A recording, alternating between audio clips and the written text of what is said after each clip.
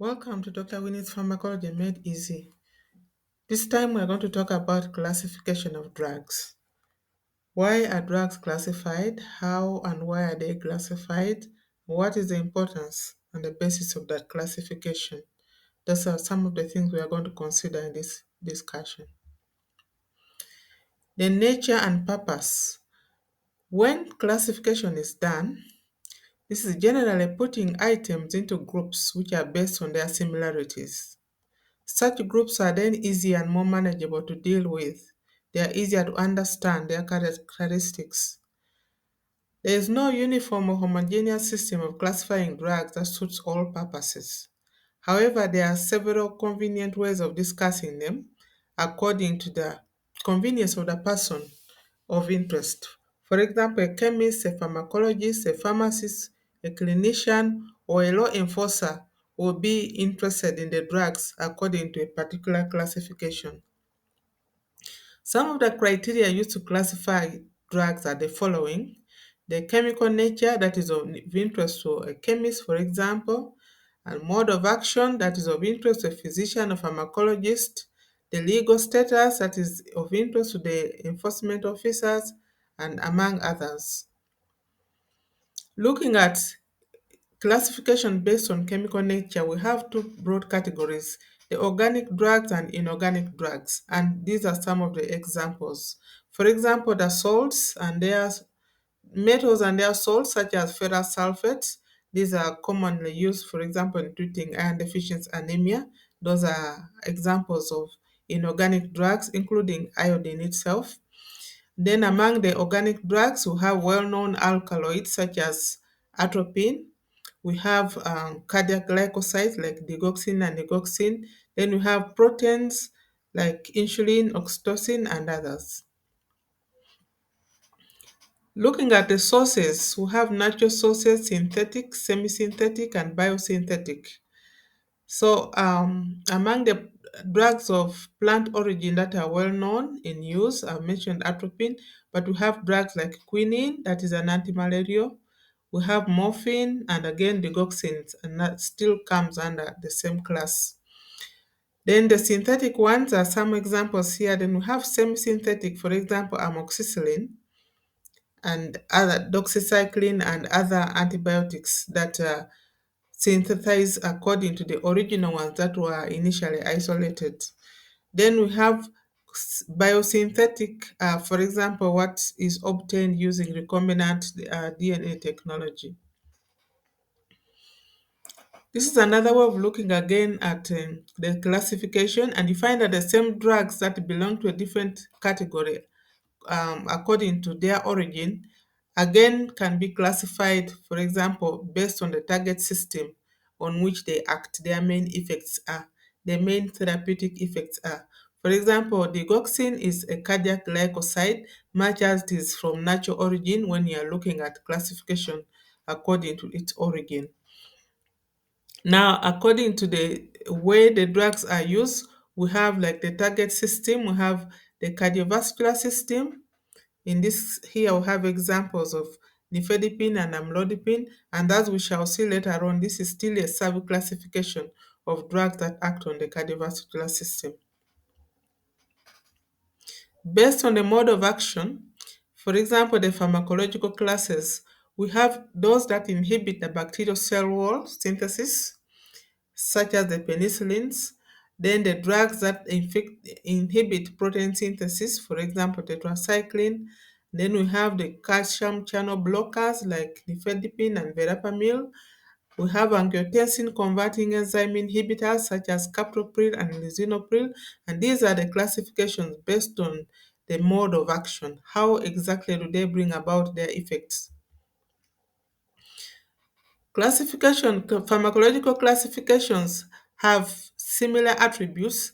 So when you know about one drug belonging to that category, it is easy to remember at least most of the characteristics of the others that belong in the same category. For example, we know the indications, the mechanism of action, the contraindications, the precautions, interactions, adverse effects, and other side effects of these drugs just by knowing which class they belong to, because once you know the prototype, the other drugs are not very different in some of these characteristics.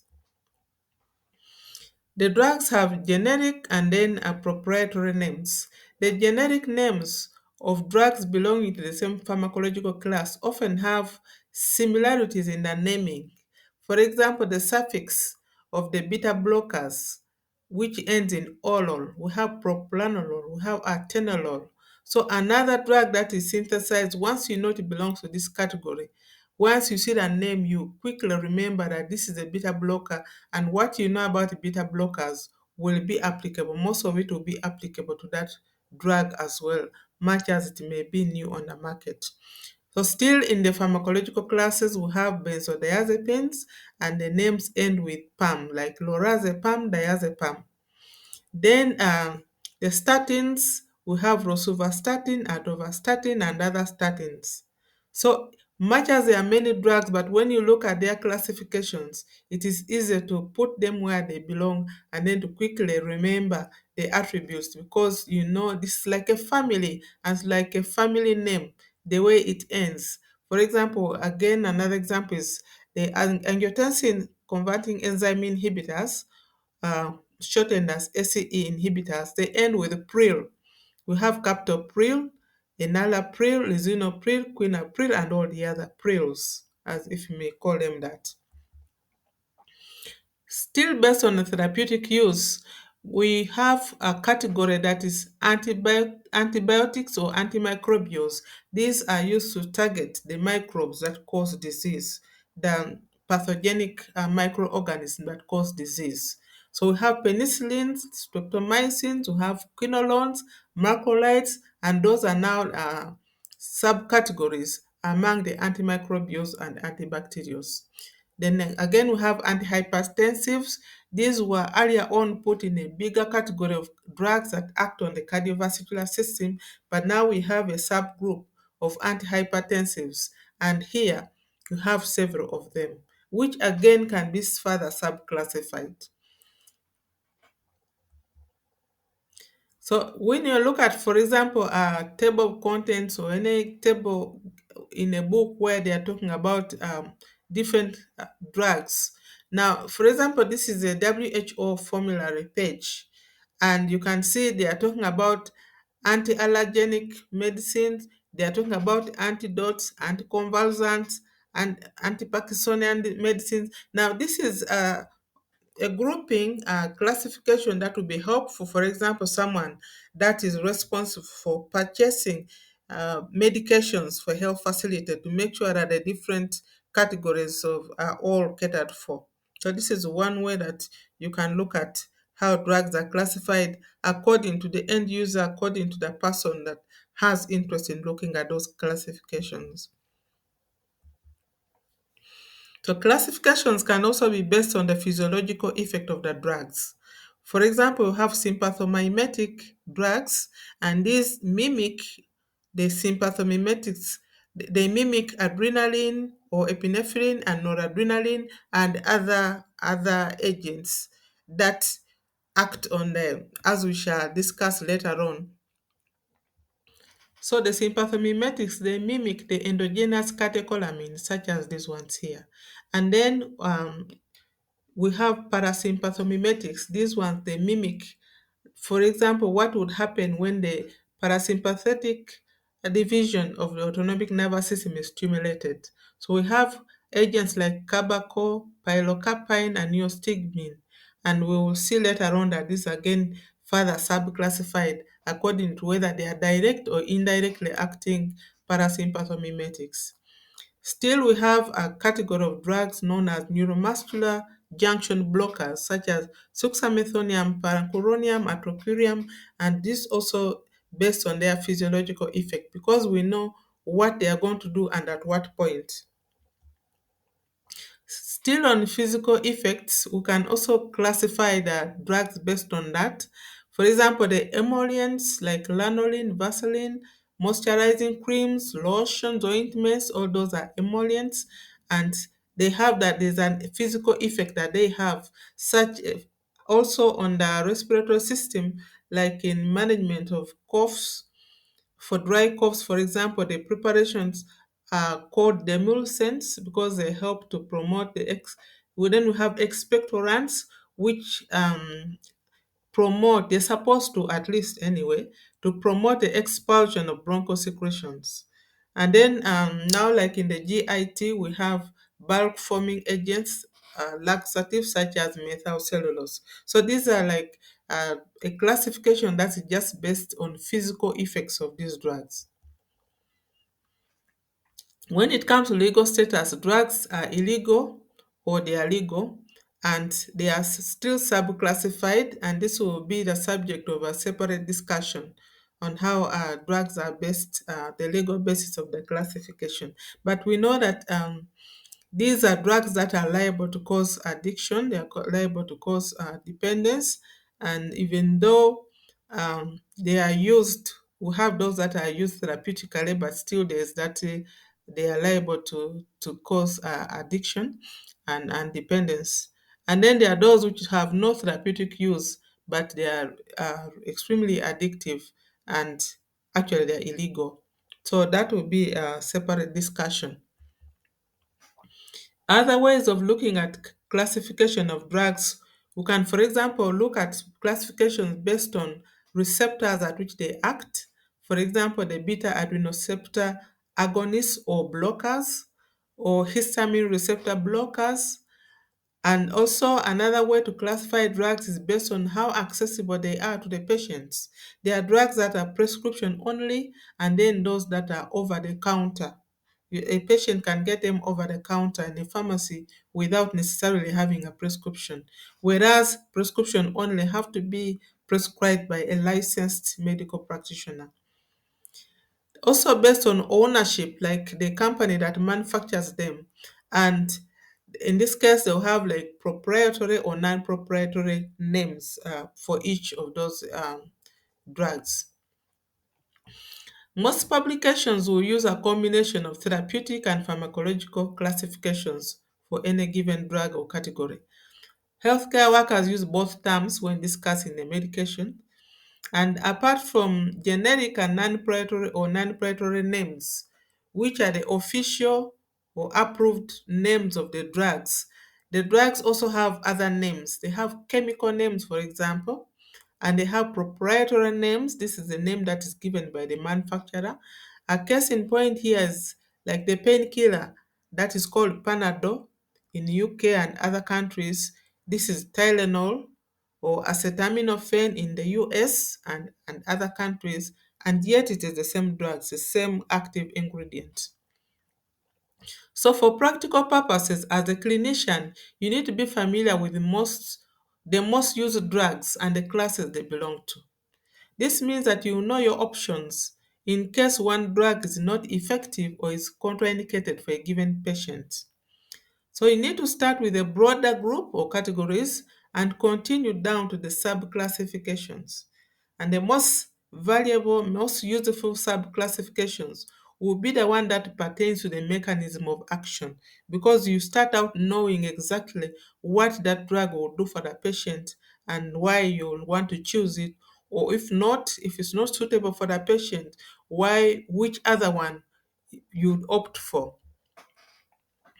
For example, when you look at drugs acting on the cardiovascular system, you can look at antihypertensive agents, antiarrhythmic agents, anti-angina drugs, inotropic drugs. All those are drugs that are acting on the cardiovascular system. But then you can then tease out or pull out the category of antihypertensive agents. And still, you have subcategories under there. You have the drugs that act on the renin-angiotensin-aldosterone system. You have the RAS, abbreviated as the RAS system. You have diuretics. You have calcium channel blockers. You have sympatholytics. All these are drugs that are acting for hypertension. These are antihypertensive agents, being a subclassification of drugs acting on the cardiovascular system. So still, while on antihypertensives, you can further subclassify them. Like you can pull out the RAS category, the renin and angiotensin aldosterone system type of drug, the drugs that act on that system. And here you have now two broad categories. You have the angiotensin converting enzyme inhibitors.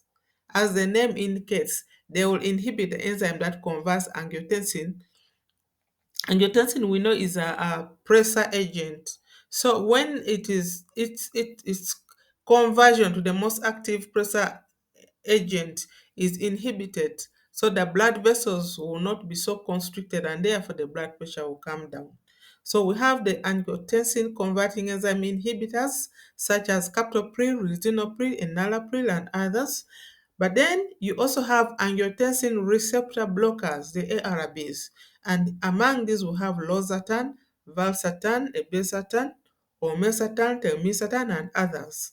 And as you can see the names, they will already indicate that this drug belongs here. Like we see all the ARBs, they are ending with tan, like losartan, valsartan, albesartan, olmesartan. So already it helps you to know where the drug belongs, even if it's a new one on the market. So just for purposes of classifying, practicing all this and just to refresh your memory here and there, it will be good if you filled out a table like this, just for purposes of revision. You look at the criteria for classification of the drugs, you write down the drug classification and subcategory where applicable, and you have like two examples of each drug in the category or subcategory. And this will be a good starting point. Then, as you read more, as you revise more, as you discuss more, as you clerk the patients more, you'll be adding to this. So, in your mind, you already have like a variety of drugs that you can pick from if when it comes to managing your patients, a variety of drugs that you can pick from each different class. And when you start out like this, you will not be overwhelmed. Somebody has talked about the therapeutic jungle. There are so many drugs out there. How does one choose what to prescribe for which patient? So when you have them classified like this and you remember the differences between the classes and you remember which ones cause which side effect, that will be very easy for you to, it will make your practicing life much easier. For example, when you know, let me just go back slightly. I wanted to give an example of I think it's on another slide. I can't locate it right now.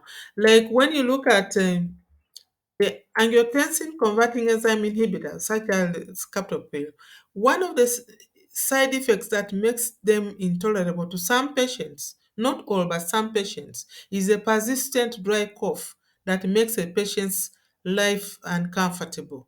And so compliance to taking that drug in that category can be an issue.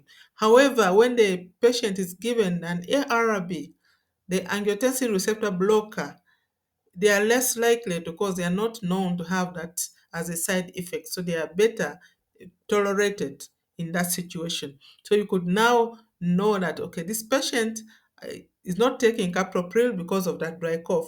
However, let me try losartan. And you find that losartan is better tolerated. So but this comes when you know which drug category has what side effects or what contraindications, and which ones would I choose in that case. And you have all this in your mind from the time when you're a student. So even when you're practicing, as the more drugs come onto the market, you already know where you are going to choose from. And when you're in an environment where like marketeers are rather aggressive, coming to tell you that this is now the best drug for hypertension, you will not be easily swayed because you already have criteria, you already have your short list, sort of, so to speak. You as a professional, what is your choice? And only if that is not suitable, then what do I turn to next? So that you're not easily swayed by marketeers and you're not overwhelmed by the multiplicity of the agents out there. So I hope you find this discussion useful. Practice filling in this table as I have suggested, and please like and share this video, and kindly subscribe if you haven't already. And I hope to see you next time in another video. Bye.